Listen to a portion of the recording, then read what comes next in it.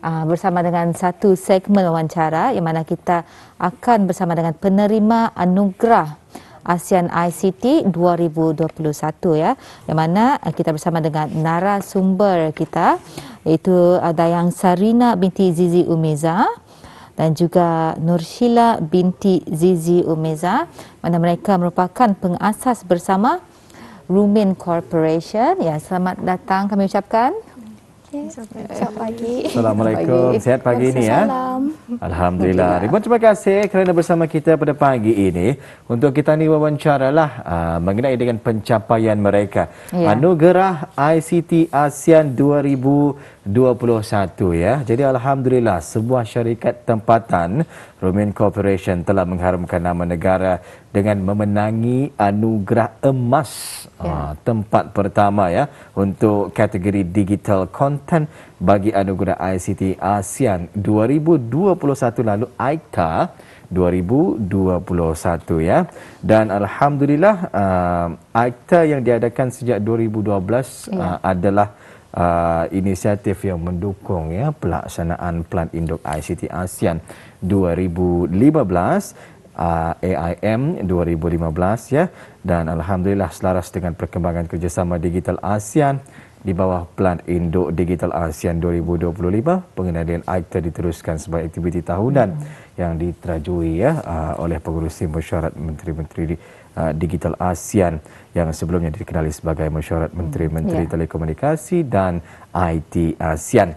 Jadi pagi ini ya mengenai dengan tajuk kita anugerah ICT ASEAN 2021 ini, Mas Ayu. Ya, kita bersama ya dengan pemenang anugerah emas tempat pertama untuk kategori digital content, yang mana kita faham ya bahawa ini adalah merupakan satu pertandingan yang mana pelbagai pelbagai peserta daripada negeri-negeri yang lain juga turut ikut serta ya, dan amat menakjubkan sekali kita bersama dengan wakil dari negara Brunei Darussalam yang telah mengharumkan nama negara kita ini. Jadi sini sebagai penerima anugerah ASEAN ICT ini, bolehkah Puan menjelaskan ya bagaimana anugerah yang diterima baru-baru ini dan apakah sebenarnya anugerah tersebut? Seperti yang telah dijelaskan, anugerah ASEAN ICT ataupun AICTA diadakan sejak tahun 2012 untuk sebagai inisiatif untuk mendukung pelaksanaan ASEAN Master Plan 2015. AICTA ini diadakan setiap tahun untuk memberikan pengiktirafan kepada produk yang inovatif, solusi yang kreatif dan yang menghasilkan impak yang relevan dengan keadaan dan keperluan semasa. AICTA juga menyediakan platform untuk mempromosikan produk ASEAN ICT di peringkat global dan juga mempunyai 6 peringkat, iaitu sektor swasta, sektor awam, digital content, dengan juga penyediaan syarikat permulaan dan juga tanggungjawab sosial korporat. Rumin adalah dikategorikan digital content, di mana kategori ini adalah mencipta aplikasi, perkakasan ataupun menggabungkan teks, bunyi, gambar dan video di segi dalam bentuk multimedia. Alhamdulillah ya, menarik sekali ya. Kalau boleh tahu macam mana boleh tergerak hati untuk mengikuti anugerah ICT ASEAN 2021 ini? Ini bermula dari sejak kami dari pertandingan sebelumnya, iaitu merupakan Brunei ICT Award. So kami berdua adalah sangat aktif mengikuti pertandingan inovasi dan juga produk-produk solution yang progresif. Alhamdulillah. Jadi adanya anugerah ICT ASEAN 2021 itu diikuti ya daripada minat tersebut, dan alhamdulillah berjaya mendapat emas ya. Luar biasa. Sudah pasti ya sebelum ini banyak penglibatan daripada syarikat Rumin Corporation ya, dan juga boleh saya tanyakan bagaimana Rumin Corporation ini terpilih untuk mengikuti pertandingan ini dan siapakah yang terlibat dalam projek kali ini? Dengan sokongan yang diberikan oleh pihak MTIC dan IITI, Rumin berpeluang untuk mengikuti AIKTA pada kali ini. Kami mempunyai 4 ahli yang itu terdiri saya, Sarina, sebagai Ketua Kumpulan dan Pengasas, Nur Sheila sebagai Pengasas dan Kedua Teknologi, Lailatul Najiha sebagai bahagian multimedia dan Awangku Hafizur bahagian teknologi. So keempat ahli ini mempunyai tanggungjawab yang masing-masing untuk membuat projek Techsim dan Virtual Explore. Di samping itu ingin kami mengucapkan juga kami turut disokong dan dibimbing oleh Pengiran Sarimah daripada Subehco, Daud daripada IITI, Jason daripada Golden Equator dan penyokong-penyokong yang lain. Alhamdulillah ya. 4 orang ahli sekumpulan ya, dengan tugas dan juga tanggungjawab masing-masing. Kita bersama dengan Nur Sheila ni. Baik Nur Sheila ya, apakah konsep ataupun jenis projek yang dipertandingkan? Salah satu projek yang kami pertandingkan adalah Techsim yang bagi kategori digital kandungan lah. So Techsim ini merupakan simulasi VR untuk pembelajaran asas dan juga latihan peralatan mekanikal. Ia juga menampilkan paparan panorama 360 darjah yang juga merupakan perspektif orang pertama yang bermaksud first person view. Dan juga yang mempunyai perkesanan interaktif di mana sebuah butang di dalam persekitaran itu dapat diinteraksi. Dan juga mempunyai tangan gerak tangan yang isyarat yang membolehkan untuk pengguna untuk menyentuh atau mengambil model simulasi secara semula jadi. Dan juga praktikal dari segi untuk membuka dan memasang bagi alat peralatan hatchback. Oh, ini yang dapat kita saksikan ya di kaca TV sebentar tadi, bagaimana ya mereka yang menggunakan peralatan tersebut ya. Peralatan itu dipanggil apa tu? Peralatan HMD, head mounted device yang ada di depan yang kita ini seperti yang dipamerkan di sini ya, antara gadget-gadget ataupun perkakas yang digunakan. Mungkin boleh kongsikan sedikit mengenai peralatan ini? Okey, Techsim yang kami pertandingkan, kami menggunakan yang HTC Vive lah. Ini adalah peralatan yang pertama yang kami gunakan. Yang warna hitam tersebut yang warna ya. hitam masa ni. Yes. Okey, ianya akan dikenakan di atas kepala kita ni dan di hadapan mata ya. Yes. Okey, apa yang akan dapat kita saksikan menerusi peralatan tersebut? Dari menggunakan peralatan ini, dari depannya adalah pengesanan untuk tangan lah. Jadi dengan pengesanan ini pengguna boleh menggerakkan tangan secara semula jadi. Jadi ya, sebab kalau yang VR simulasi yang biasalah selalunya menggunakan controller. Tapi kalau kami punya projek ya semula jadi, tak ada menggunakan controller. Di sana ada menggunakan motion sensor. Yes, betul. Baik. Ya, ada sensor pergerakan. Kalau kita lihat yang warna hitam di tengah-tengah tersebut ya. Jadi ianya akan mengesan apabila kita ni membuat pergerakan pada tangan kita ni ya. Wow, luar biasa sekali. Luar biasa sekali. Menarik sekali apa yang telah dihasilkan oleh kedua orang adik-beradik ini ya. Dan di sini saya ingin bertanya juga, di mana Kak Auda mendapatkan inspirasi atau pengetahuan, idea untuk berkecimpung dalam bidang ICT ini? Okey, pada mulanya kami membangunkan projek VR dan AR ini sebagai masa lapang lah ketika masa kami masih pelajar sebagai aktiviti yang mencabar. Lepas tu kami juga mengikuti aktiviti showcase dalam pelbagai majlis dan juga kami juga dari situlah kami mempunyai pelangan lah untuk menggunakan teknologi ini untuk perniagaan mereka.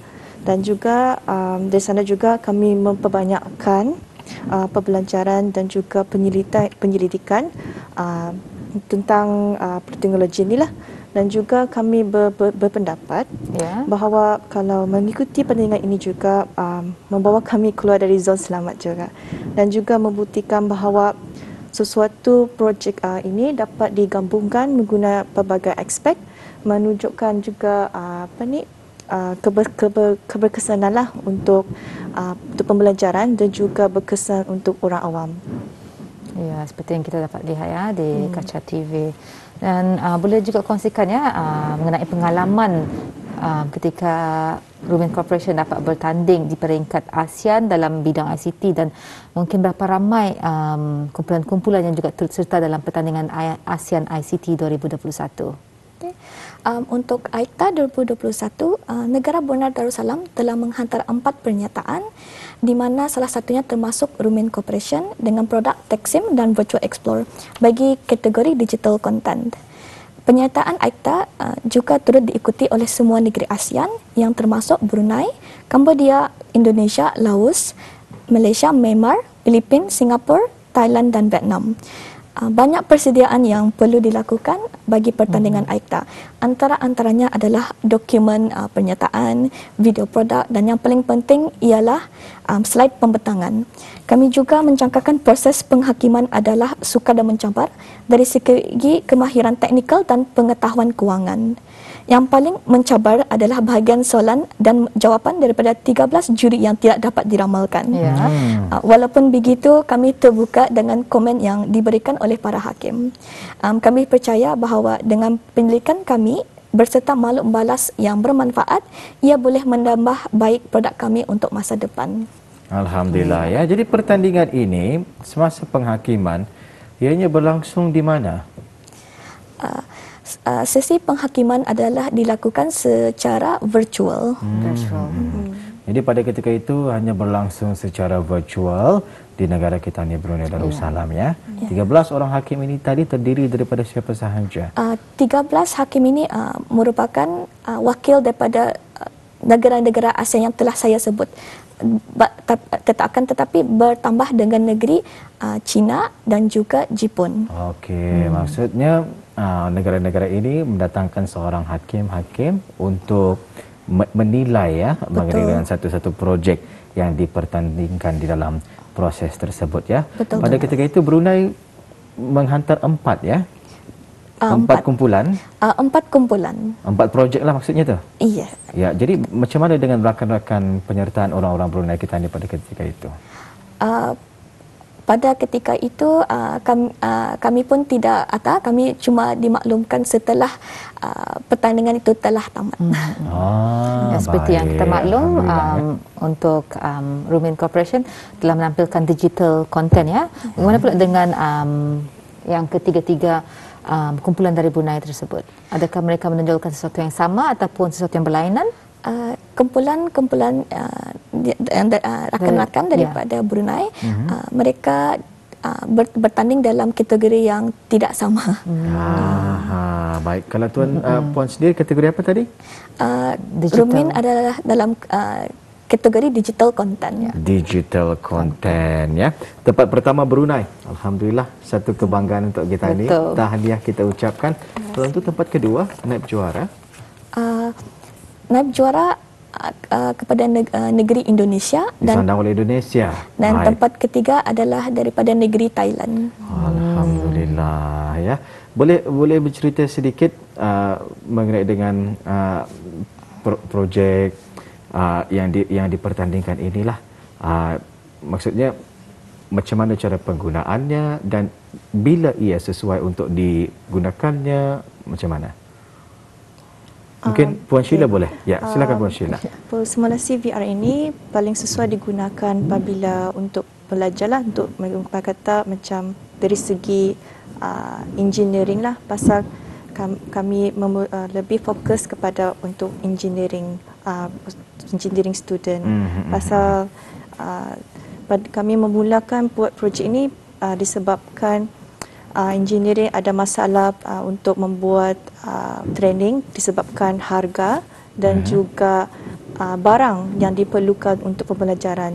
Dan disebabkan itu kami memulakan projek ini untuk memudahkan untuk pembelajaran dan untuk training di mana saja berada atau juga bila-bila masa saja. Baik, seperti paparan video yang kita ni saksikan ya, apabila kita ni hands on betul-betul menggunakan peralatan dan juga perkakas tersebut, kadang-kadang pertama keselamatan ya adalah menjadi isu yang utama untuk kita dipertimbangkan.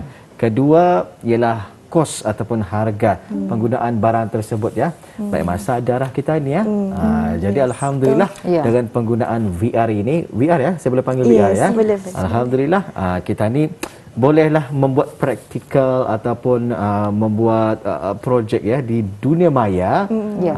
Dan alhamdulillah caranya juga saya rasa begitu serupa ya dengan hands on, tetapi betul. dengan melihatnya secara dunia maya sahaja. Baik, itu antara salah satu cara penggunaan ya yang boleh kita ni guna pakailah pada ketika ini sebelum benar-benar menggunakan barangan tersebut di dunia nyata. Dan seperti yang telah dikongsikan tadi kan, penggunaannya, bagaimana pula dengan penghasilannya, jangka masa yang diperlukan untuk menghasilkan? Untuk membina segala dari segi konten dan juga peralatan lah, yang memerlukan dalam ketika itu dalam 3 bulan lah. Kerana konten itu lebih penting lah, pasal kami ingin merupakan dekat kepada realism, orang kata realism, pasal ia mengenai training.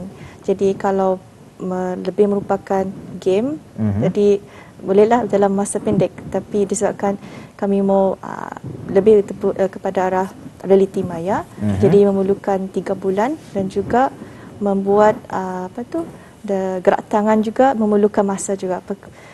Kerana seperti saya katakan, peralatan VR yang sedia ada hanya menggunakan controller. Jadi kami memerlukan masa untuk, orang kata, memodify lah segala peralatan dan juga ia punya kandungannya. Alhamdulillah ya. Sepanjang penghasilan program itu tadilah, apa sahaja cabaran-cabaran yang dihadapi? Cabaran-cabarannya, kami banyak memerlukan penyelidikan lah dan juga pembelajaran sendiri. Kerana sebagaimana yang kita tahulah, kita pembelajaran biasa mengenai VR dan juga AR amat kuranglah di Brunei pada masa ketika itu. Masa kami masih pelajar lah.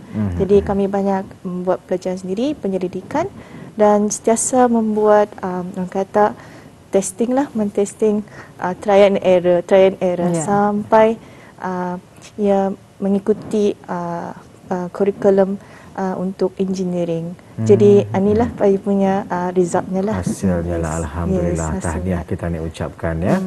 Kalau jurureka design di dalam program tersebut, maksud saya dari segi seni lukisan dan juga grafiknya, siapa yang mengusahakannya? Itu bagian saya cilik. Pasal kalau Sarina, dia lebih menolong kepada saya, memberi resources lah. Dia punya gambar dan juga penyelidikan penyelidikan. Kerana macam saya kata tadi, kami mau lebih realistik. Jadi dengan menggunakan gambar atau scanning, lebih mempercepatkanlah proses untuk membuat konten dan juga membuat ia punya peralatan engine itu lebih susahlah kalau membuat dari mula. Jadi sebab itulah kami memerlukan orang expert lah bagaimana dari segi engineering. Programmersnya pula adalah saya juga pasal serba boleh pasal saya lebih bagian CTO technical, jadi saya lebih bertumpu bagian itulah programming atau designing lah untuk projek ini. Bahasa yang digunakan untuk membuat program tersebut?